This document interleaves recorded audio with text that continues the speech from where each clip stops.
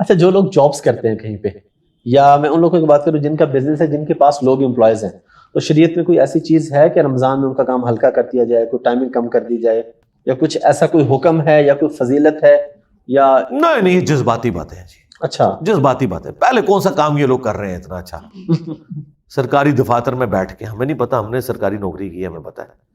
تو باقی یہ ہے کہ جن کی جاب بڑی ٹف ہے, جس طرح مزدور لوگ ہیں جی جی, وہ تو میرے بھائی ہلکے کام کے ساتھ بھی روزہ نہیں رکھ سکتے.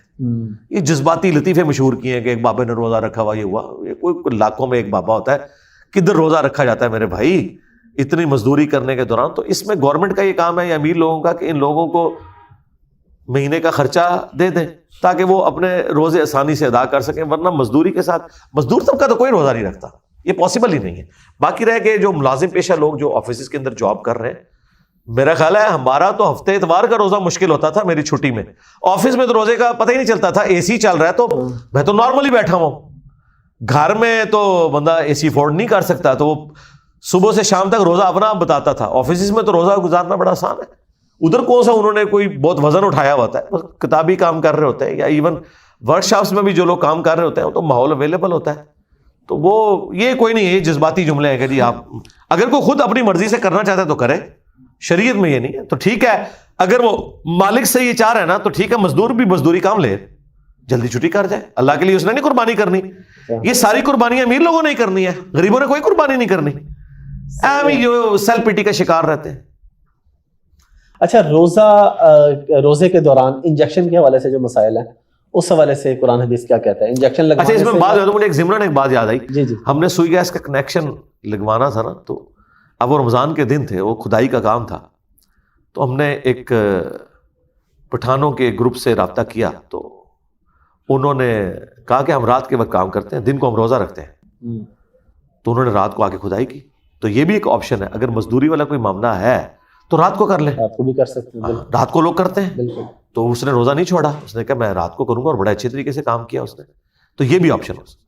ہاں اب اگلا سوال انجیکشن کے حوالے سے, ایک تو انسولین کے حوالے سے کیونکہ وہ تو ایک ریگولر ہے, اور روٹین کا اگر کوئی انجیکشن وغیرہ لگوا لیتے ہیں روزے کے دوران, اور کس صورت میں لگوایا جا سکتا ہے؟ ہر صورت میں جائز ہے یا کوئی ایکسٹریم صورت میں جائز ہے, اور روٹین میں اس کے دیکھیں جو عام انجیکشن ہے نا, جی جی, اس کی تو کوئی حاجت نہیں ہے کہ آپ روزے کے اندر اسے لگوائیں. آپ ڈیلے کر سکتے ہیں تو آپ ڈیلے کریں اسے, ٹھیک ہے, کوئی ضرورت نہیں ہے ایسی ٹھیک ہے کہ آپ روزہ یا پھر چھوڑ دیں, توڑ لیں. اس میں کون سا ایسا مسئلہ ہے؟ قرآن میں تو واضح ہے کہ مریض روزہ چھوڑ سکتا ہے سورۃ البقرہ کے اندر, اور اس کی ایکسٹینشن ابو داؤد ترمذی ابن ماجہ میں ہے کہ نبی علیہ السلام نے دودھ پلانے والی عورت اور پریگننٹ عورت کو بھی روزے مؤخر کرنے کی اجازت دی ہے. اور یہ مؤخر بھی اس صورت میں ہے کہ جب وہ بعد میں رکھ سکے. اگر مسلسل اس کے ساتھ یہ معاملہ رہتا ہے کہ پہلے پریگننٹ ہوئی, پھر بچے کو 2 سال دودھ پلایا, پھر پریگننٹ ہوگی, اور یوں 8-10 سال گزر گئے, تو پھر ٹھیک ہے, روزے بھی رکھنے کی ضرورت نہیں ہے, فدیہ دے دے, ایک روزے کے بدلے ایک وقت کا کھانا کسی فقیر کو کھلا دے.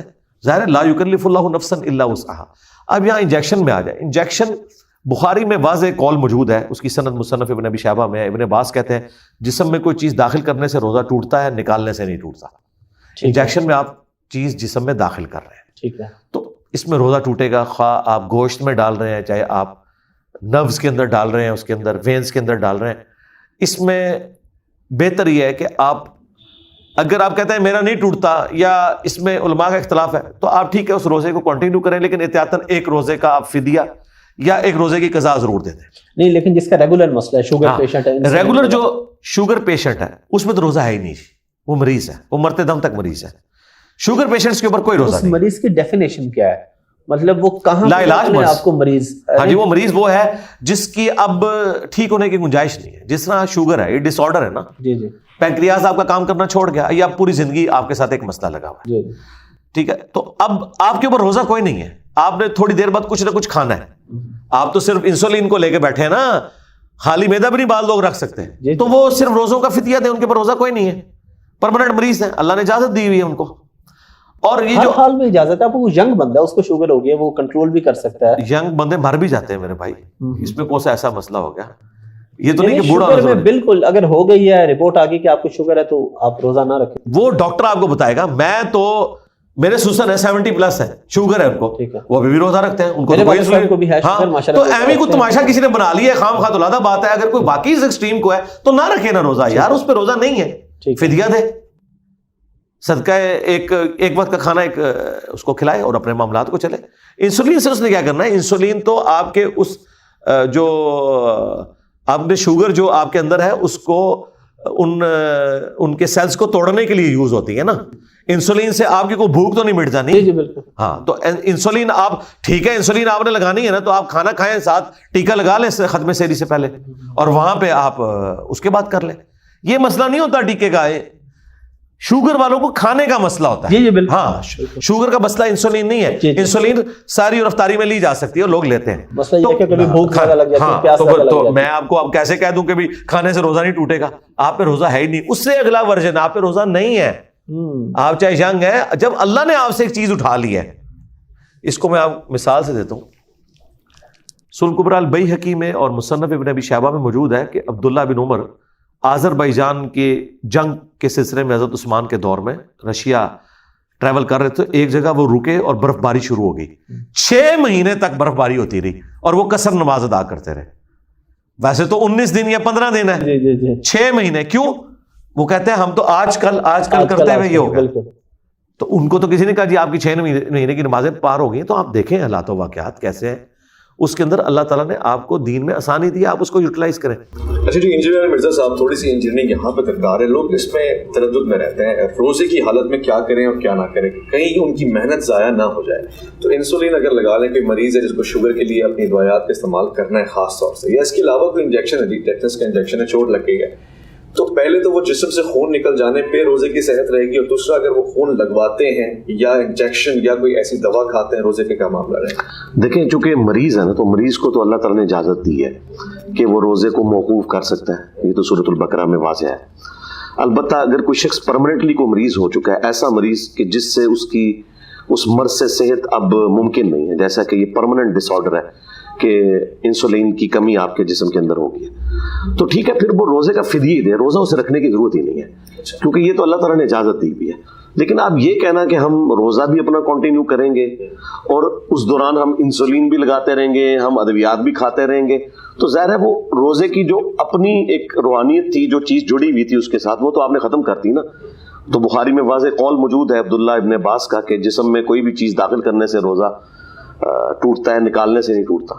البتہ خون جو نکلا اس سے تو روزہ نہیں ٹوٹا، لیکن اگر کوئی خون لگواتا ہے یا انجیکشن کے ذریعے دوائی جسم کے اندر داخل کرتا ہے، اگرچہ اس میں علماء کے 2 اقوال ہیں. ایک یہ کہتے ہیں کہ اگر آپ نے بلڈ کی وین کے اندر داخل کیا ہے پھر تو آپ کے اوپر روزہ جو ہے وہ ٹوٹ گیا، البتہ گوشت میں لگایا تو نہیں ٹوٹا. ہمارے نزدیک تو جب آپ مریض ہیں، مریض کو ویسے اللہ نے اجازت دی ہے کہ وہ روزہ چھوڑ سکتا ہے. اور میں کئی ایسے شوگر کے مریضوں کو جانتا ہوں 70+ ہیں، لیکن وہ اپنے روزے چلاتے ہیں. انہوں نے اپنی ٹائمنگ ایسی سیٹ کی ہے کہ انہیں ایسا ضرورت نہیں پڑتی انسولین لگانے کی یا کوئی چیز انٹیک کرنے کی. اگر کسی کا شوگر کا مرض اس لیول تک بگڑ گیا کہ وہ بیچارہ کچھ نہ کچھ ہر وقت اس کو کھانا پڑتا ہے اپنے شوگر لیول کو مینٹین کرنے کے لیے یا جسم کو سٹیبل کرنے کے لیے، تو ظاہر ہے پھر وہ شرعی مریض ہے، اس میں روزے ہے ہی نہیں ہے. ہاں وہ صرف فدیہ دے گا پھر، تو وہ انشاءاللہ تعالیٰ اسے اجر بھی ملے گا. بے فکر ہے، اس میں کوئی ٹینشن لینے کی ضرورت نہیں ہے. اللہ تعالیٰ نے اسے اس آزمائش میں ڈالا نا. ہاں جی، وہ بخاری مسلم میں حدیث ہے کہ جب کوئی شخص بیمار ہوتا ہے نا تو اللہ تعالیٰ فرشتوں سے فرماتا ہے کہ بتاؤ اگر میں اسے صحت یاب کر دوں تو یہ وہی والی نیکیاں دوبارہ شروع کر دے گا جو پہلے کرتا تھا. تو فرشتے کہتے ہیں ہاں. تو اللہ تعالیٰ فرماتا ہے کہ اس کی نیکیاں پھر وہی لکھو جو تم پہلے کر رہا تھا. یہ اللہ کی طرف سے انعام ملتا ہے اسے. لطفاً اس پہ ایک سوال بنتا ہے، بہت متوجہ طلب ہوگا. بہت ساری چیزیں ایسی ہیں جیسے کہ اللہ رب العزت کا پوچھنا ملائکہ سے یا بندگان خدا سے. ہم کہتے ہیں کہ اللہ علام الغیوب ہے، وہ سب کچھ جانتا ہے، تو پوچھنے سے کیا مراد ہوگا؟ پوچھنے سے مراد یہ ہوتا ہے نا کہ یہ اس بات کا ٹیسٹ ہے نا. وہ تو بخاری مسلم میں حدیث ہے، جب نبی علیہ السلام بیان کرتے ہیں نا کہ جو ذکر کی مجلس ہے جس میں قرآن کی درس و تدریس ہو رہی ہے اس کو فرشتے ڈھانپ لیتے ہیں، اور فرشتے جب واپس جاتے ہیں تو اللہ تعالیٰ پوچھتا ہے کہ میرے بندوں کو کس حال میں پایا. اس میں آگے الفاظ ہیں نبی علیہ السلام کے کہ حالانکہ اللہ جانتا ہے لیکن پھر بھی وہ پوچھتا ہے. بیسیکلی فرشتوں کو ہر جگہ اس چیز کا احساس دلایا جاتا ہے کہ اس مخلوق کی تم نے مخالفت کی تھی نا، اگر اس مخلوق کے اندر فرعون، حامان، قارون جیسے لوگ موجود ہیں نا تو دیکھو کامل الایمان مومنین بھی ہیں جو میرے ساتھ اسی کمٹمنٹ کے ساتھ چل رہے ہیں جن کے لیے میں نے سب کچھ کیا تھا. دیکھیں بخاری مسلم میں حدیث ہے کہ دنیا پہ اللہ کے نیک بندے ایسے ہیں کہ جن کی وجہ سے اللہ تعالیٰ اہل دنیا کو رزق دیتا ہے. ٹھیک ہے, کیوں؟ اللہ تعالیٰ نے یہ دنیا اپنے بندوں کے لیے بنائی ہے. اس لیے مسلم شریف میں حدیث ہے کہ جب تک ایک بھی اللہ کا ذکر کرنے والا موجود ہے نا, قیامت نہیں آئے گی. اچھا, قرب قیامت میں ایک خوشبودار ہوا چلے گی, اہل ایمان کی روحیں قبض ہو جائیں گی, صرف کافر رہ جائیں گے, پھر اللہ تعالیٰ قیامت بھیجے گا. ایک مومن اللہ کے نزدیک اتنا قیمتی ہے کہ قیامت نہیں آئے گی جب تک ایک مومن بھی دنیا میں موجود ہے.